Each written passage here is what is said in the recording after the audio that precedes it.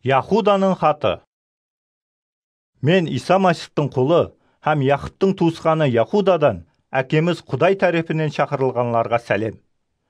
Әкеміз Құдай сіздерді сүйеді һәм Иса Масихтың өзі сіздерді сақлап келмекте. Сіздерге мейірім шәфәат, тынышлық һәм сүйіспеншілік мол-мол етіп берілсін. Сүйіклі туысқанларым, біздерге ортақ болған құтқарылуымыз хақында жазуды жүдә қалеген едім. Енді ісенушілерге бір аталаға берілген Исаға деген ісенім үшін күресің деп, сіздерге нәсият етіп жазуға мәжбүр болдым. Себебі, араңызға айрым құдайсыз адамлар жасырын кіріп алған. Олар Құдайды мейірімлі деп, оның мейірімінен бұзықшылық қылу үшін пайдаланады. Жалғыз хүкімдарымыз һәм иеміз болған Иса Масихты тән алмайды. Ондайлардың жазасы әзелден ақ жазылып қойылған.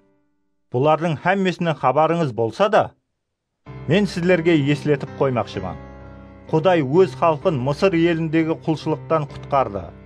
Бірақ соңынан ісенбейтұғынларды набыт етті. Сондай-ақ, өз мәртебе билігіне қанат етпей, мәкәнін таслап кеткен періштелерді де Құдай оллы жаза күнінде хүкім ету үшін мәңгіге байлап, қараңғылыққа қамап қойыпты. Бұларға ұқсап, Содом менен Гоморра қалалары һәм олардың әтрафларындағы қалалар да бұзықшылық һәм табиғи емес жынысы харамлық істеді. Мәңгілік отта жану жазасын алған бұл қалалар адамларға ескерту болды. Сол сияқлы, араңызға кірген бұл адамлар да қиялпаразлыққа беріліп, өз денелерін ифласлайды һәм Құдайдың билігін менсінбей, періштелерді мазақ етеді. Хәтте, бас періште Михаил де Мусаның денесі хақында шайтан менен тартысқанда, оны қарғап хүкім етуге батылы бармай, тек Құдайдың өзі саған сазайыңды берсін деген еді.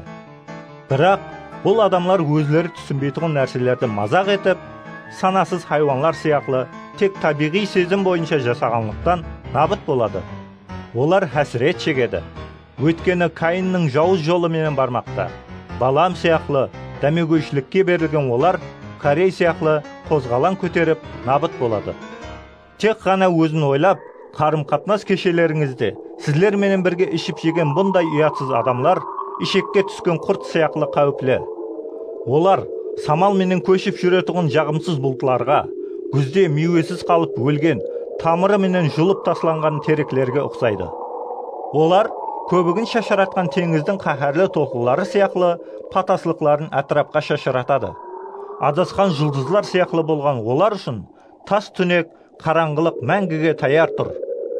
Адам атаның 7-ші әулады болған Енок осы адамлар хақында мына пайғамбаршылықты айтқан еді.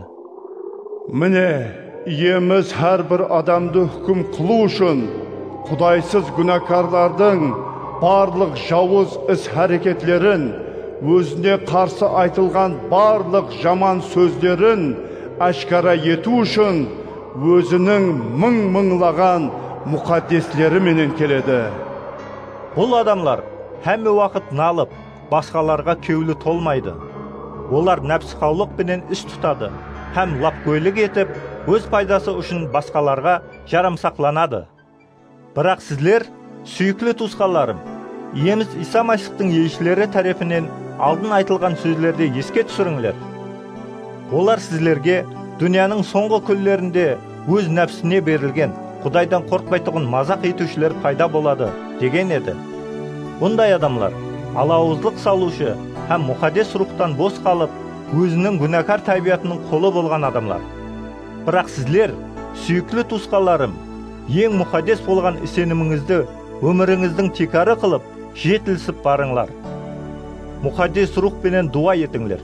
Өзлеріңізді мәңгілік өмірге ерістіретұғын иеміз Иса Масихтың мейірім шәпәтін күтіп, Құдайдың сүйіспеншілігі менен жасауды давам етіңлер. Сенімде екіленуші айрым адамларға мейірімлілік пенен қатынас жасаңлар. Базыларды оттан шығарып құтқарыңлар. Және басқаларға сақлық пенен рәхімлілік көрсетіңлер. Ал олардың күнәларынан болса, жеркеніңлер. Құтқарушымыз болған жалғыз Құдай сіздерді жығылудан сақлауға, өзінің салтанатында ұлы қуаныш пенен мінсіз қылып тұрғызуға құдіретлі. Иеміз Иса Масих арқалы әзелден, қазір һәм мәңгіге ұлылық, салтанат, күш-құдірет һәм hukmdorlik Құдайдікі болсын. Аумин.